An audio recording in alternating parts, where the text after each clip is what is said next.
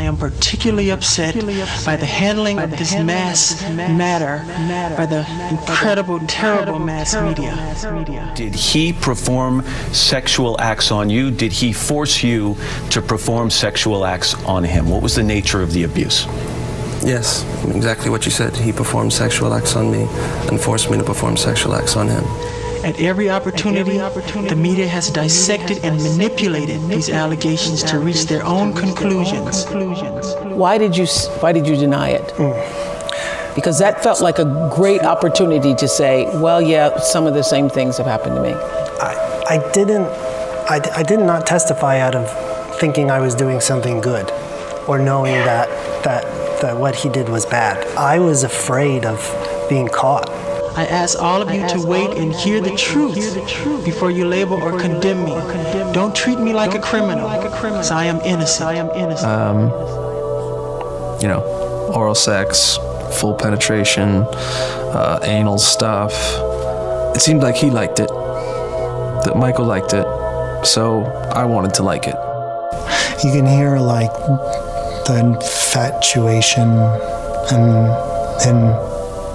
how much I was attracted to him, and then also his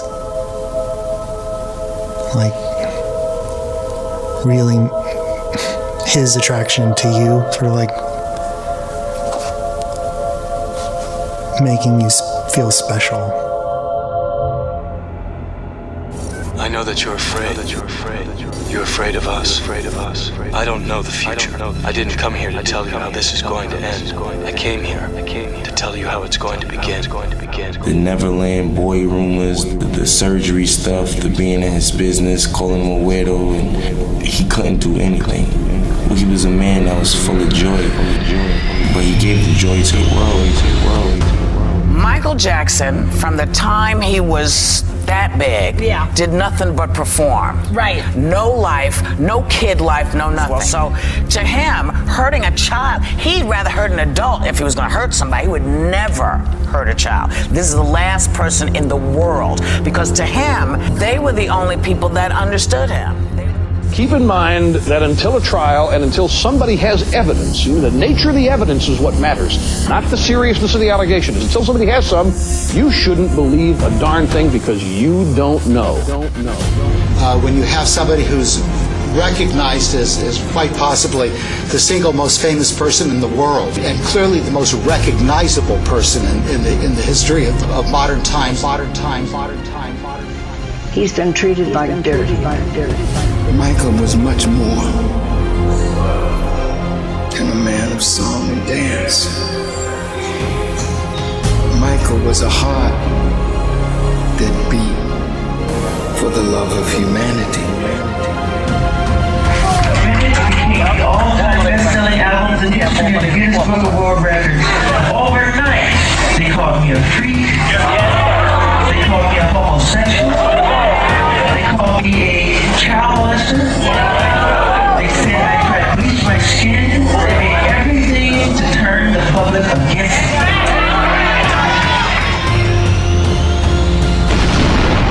All complete conspiracy. You have to know that. Wade Robson was my first witness in Michael Jackson's criminal trial. And I had to think long and hard about whether we even needed to put on a defense case, because the cross-examination of prosecution witnesses went very well. But I decided to put on a case, and when you do that, you want to start strong and you want to end strong. I started with one of my strongest witnesses for Michael Jackson, Wade Robson. He was adamant that he had never been touched, never been molested, never been abused, directly or indirectly. I called his mother and sister as witnesses to corroborate what he said, because they traveled on these tours too. You know, I've slept in the same bed as Michael. It's just you watch cartoons, you fall asleep. You know, it's just a friendship. And I know he would never do anything to hurt my brother. He's the nicest guy you've ever met. I've been there when these kids have been in Michael's room. I've been there with them. It's just party time. They watch videos, they eat junk food, they play video games. There's nothing more to it than that. And to have him suddenly reverse course so radically years after Michael Jackson has passed away and can't speak up for himself is outrageous. But Wade Robson did swear under oath. Wade Robson, I put him on as my witness, and he was subjected to a withering cross-examination by Prosecutor Ron Zonin from the Santa Barbara District Attorney's Office. I mean, Ron went after him, and Ron's a good prosecutor. He would not waver. He was adamant he was never touched. So to suddenly come back years later and say we want millions of dollars, we were brainwashed, we had repressed memory, we didn't face the facts, we didn't deal with reality, I just find very, very suspicious. Jackson family points out to us that your story's changed after Michael's death, is what they're saying. They also believe that if he were still alive, you all would not be sitting here talking to us right now. There would be no movie, there would be no documentary, you would not be talking. What do you say to that? And he can't defend himself, of course, because he's no longer here. Right. This isn't the other kids have come forward when he was alive. Meanwhile, CBS obtained a secretly taped phone conversation allegedly between the father of the boy who accused Jackson of sexual abuse and the boy's stepfather. Listen to this. This man is going to be humiliated beyond belief. He will not believe it. He will not believe what's going to happen. Beyond his worst nightmares. Sell one more record. If I go through with this, I win big time. I will get everything I want. They will be destroyed forever. Jackson's private investigator says the tapes prove that Jackson is telling the truth about his accusers just wanting money. Them accusing him of just the most horrible things. This kid's father has committed suicide because he just couldn't take it, and now the kid has come forth and said Michael never touched him. That's right. Father of a boy who back in the early 1990s in a highly publicized case you probably remember accused Michael Jackson of molesting him. Well, that father committed suicide in Jersey City. Peter Thorne is there now live now with the latest on the investigation. Peter? Jim, just months after Michael Jackson's sudden demise, as you mentioned, another shocking death, and this time, as you said, it is somebody who is closely linked to an infamous accusation against the King of Pop. The gruesome scene unfolded behind locked doors at this luxury waterfront high-rise here on Hudson Street in Jersey City. Multiple sources reporting former Beverly Hills dentist turned aspiring screenwriter Evan Chandler was found dead here inside his Jersey City home. Chandler is the father of the boy who once accused Michael Jackson of molestation. Other kids have come forward when he was alive. 12-year-old Gavin and his brother and sister. Gavin met Jackson 2 years ago after he'd been told he was dying of cancer. Isn't that great? Not sick at all. No more cancer. All gone. I told my parents to plan for his funeral because there was no chance. They told your parents to plan for his funeral. They told he wasn't going to grow. He wasn't going to be able to have kids. I had a growth spurt. He had growth spurts during chemotherapy. I went from 4'10" to 5'4". See? Medicine don't know it all, do they? My children and me know what rejection is. To be neglected, to be spit on, to be talked about, to be made an outsider, only because of our status in life or what we were going through. And Michael did not have that. He said, come to him, not just Gavin, but Star and Davelin and me, and called us his family. And Gavin was the one that asked him, could I call you Daddy? And Michael said, of course. And so through him, it sparked Star and Davelin calling him Daddy Michael. Very innocent and beautiful relationship, which everyone has spun it out of control. He's a very loving, caring, humble man. He took us under his wing when nobody else would. He didn't turn us away like all the people were doing. And he gave my brother the extra little spark he needed in his mind, because my brother was to the point where he couldn't even move. He couldn't even talk. And he gave my little brother so much. And the Arvizo family suddenly have decided that Michael had molested Gavin. Gavin came to Michael and said, Michael, could we sleep in your room tonight? And Michael looked at me and says, I don't know, I think you better ask your mother. Oh, we already asked our mother. She says, sure, no problem. I'm like, no, this is something's odd. This is not right. And then as I was about to go tell Gavin that he cannot sleep in Michael's room, Michael says, okay, I have a solution for this. You have to sleep in the room with me. The 2 children slept on the bed, and Michael and I slept on the floor. Very interesting, Robin, in all of these pages, hundreds of pages, many, many hours of investigation, going to the Philippines, going to Chicago, going all over the country. There's not one scrap of evidence that Michael Jackson ever harmed a child, did anything wrong, committed any crime. It's almost a vindication when you look at this. The FBI looked at all of these matters and said, there's nothing here. Other kids have come forward when he was alive.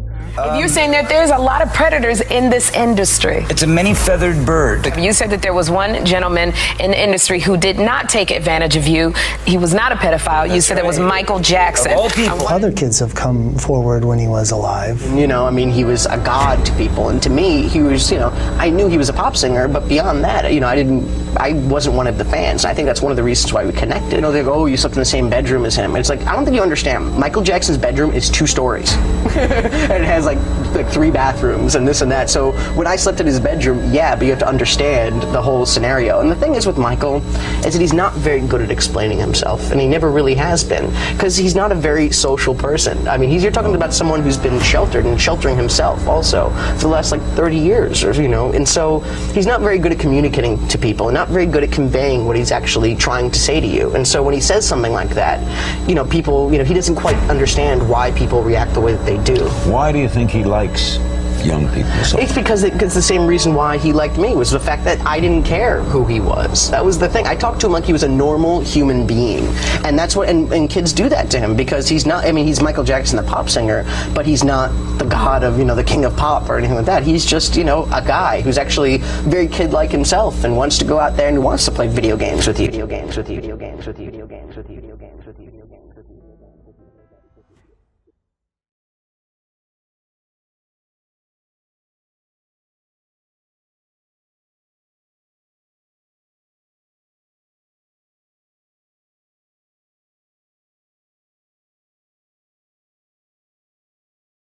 But they're saying you 2 in particular would not be coming out because your stories have changed. You defended him, and now you're telling a different story. And that if you were alive, you would not be doing that.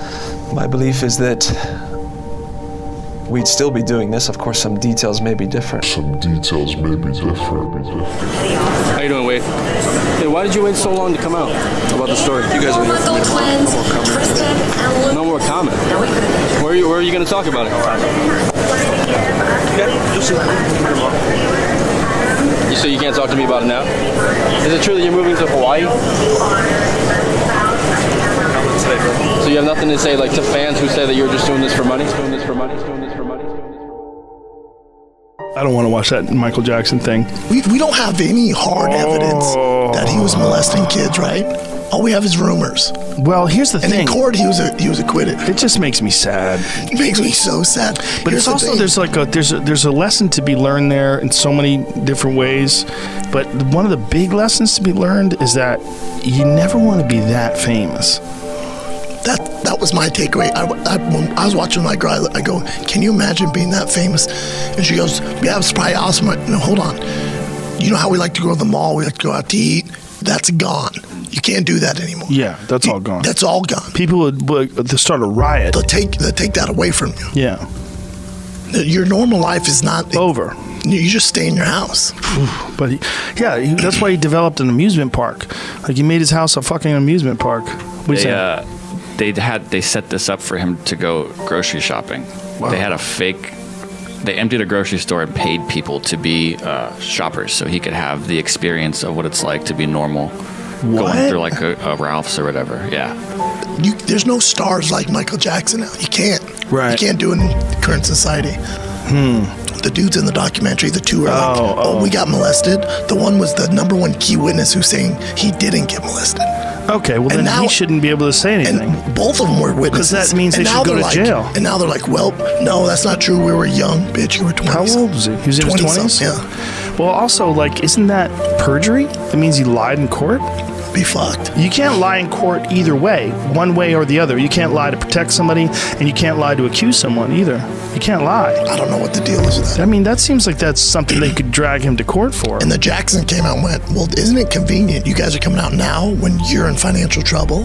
Of course. Well, by the way, those two have been clout chasing, have been clickbait for a long time when it comes to Michael Jackson. So, you know, it's kind of hard to believe those two, especially Wade Robson. Right, It's and that's very what a hard lot to of people believe are him. saying at this point. He's very shifty, and it's tough to believe him. Exactly. Said this was a I don't first believe person. a word of anything in this documentary. Okay, Wendy. You met him, didn't you, when you were 14? Yeah, I spent a lot of time with him over a 10-year period, and I first met him at 14. And so what was he like?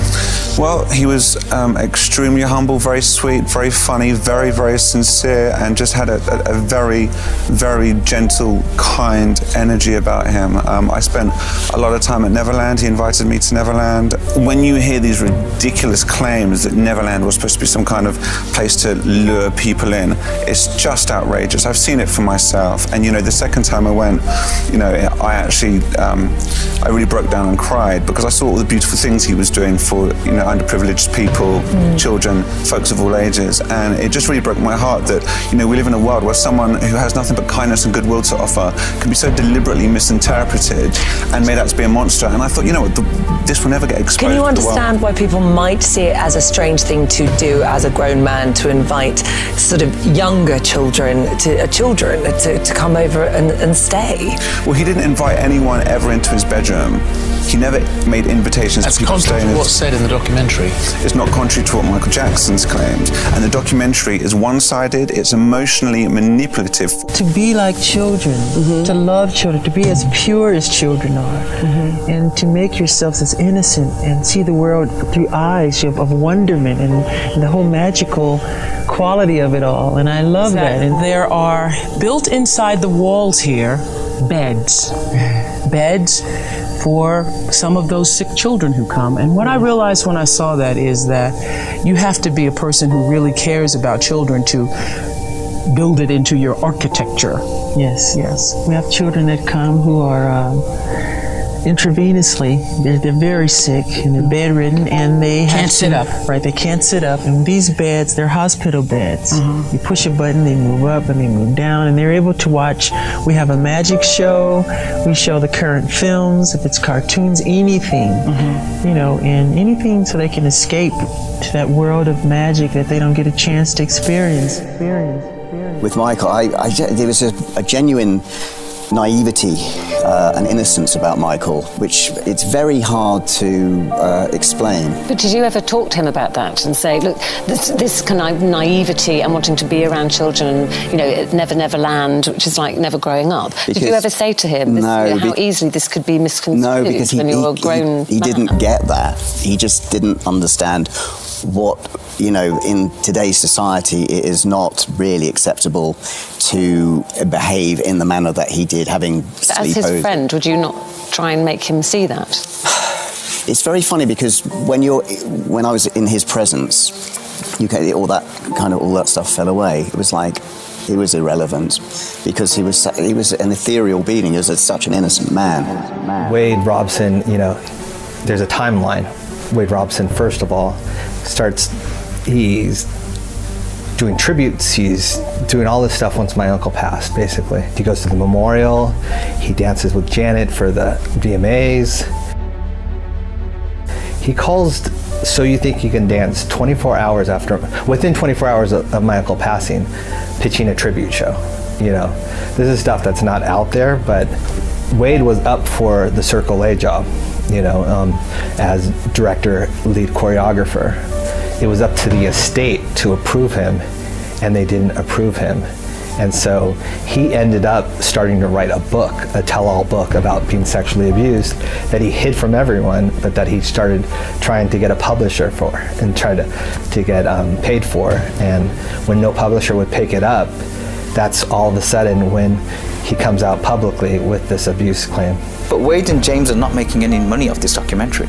Well, that's one of the biggest lies, because they have an appeal right now in court for hundreds of millions of dollars against the estate. So they say they're not making any money, but if this works to their advantage, they have a very good possibility of bringing up that appeal case. And you believe that both Wade and James, because you've said that Wade has this history and you've picked holes in his story, but why James? What does James want from this? Well, they both have the same lawyer. First of all, James discovered that he was abused after seeing Wade on Matt Lauer. So, and then he hired the same lawyer. So for me, it's a piggyback situation. The reason I've attacked Wade more is because I know Wade. You know, I don't feel comfortable attacking someone that I don't know. He dated your cousin, was it? He dated my cousin for over 7 years. And it's really interesting because they left that out of the story. And he dated her during the time period that supposedly he's getting molested by my Uncle Michael, which I think is ridiculous, especially since my Uncle Michael was the one that basically brought them together. And so it throws off the whole narrative, you know, of Michael Jackson wanting him only for him, or Michael Jackson taught him to hate women. Well, he introduced him to Brandy. He basically set them up. How did you feel when you heard that a boy was alleging that Michael had abused him?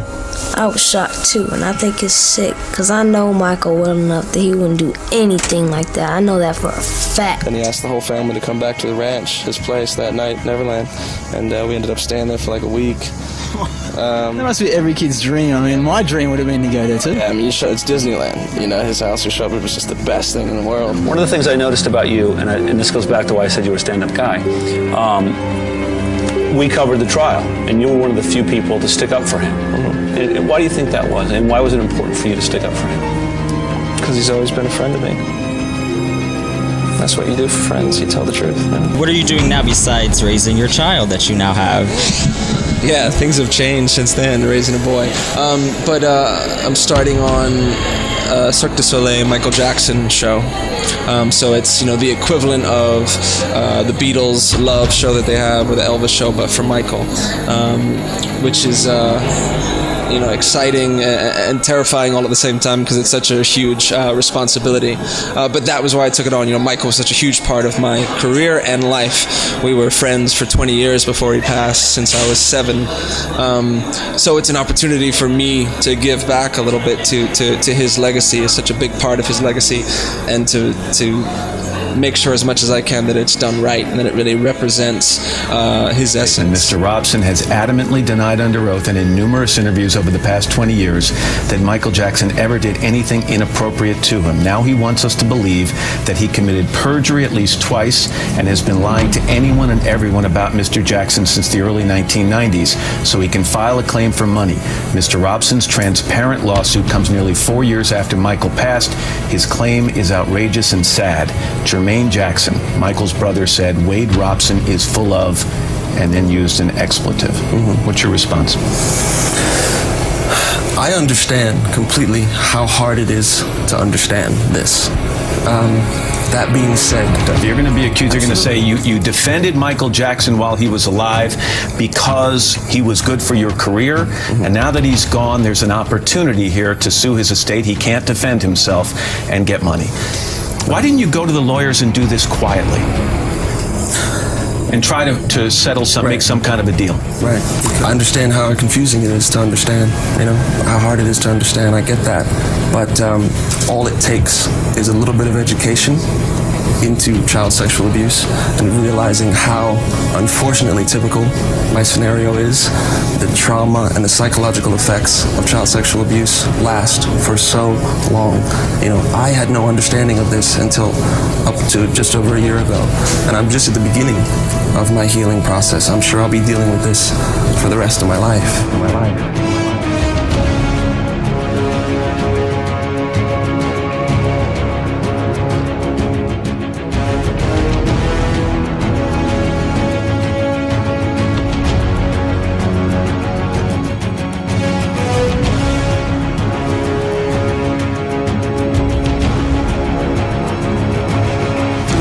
life, I have only tried to help thousands upon thousands of children to live happy lives.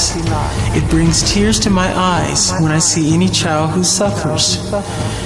I am not guilty of these allegations, but if I am guilty of anything, it is of giving all that I have to give to help children all over the world. It is of loving children of all ages and races. It is of gaining sheer joy from seeing children with their innocent and smiling faces. It is of enjoying through them the childhood that I missed myself. If I am guilty of anything, it is of believing what God said about children. Suffer little children to come unto me, and forbid them not, for such is the kingdom of heaven. In no way do I think that I am God, but I do try to be God-like in my heart. I am totally innocent of any wrongdoing, and I know these terrible allegations will all be proven false. Again, to my friends and fans, thank you very much for all of your support.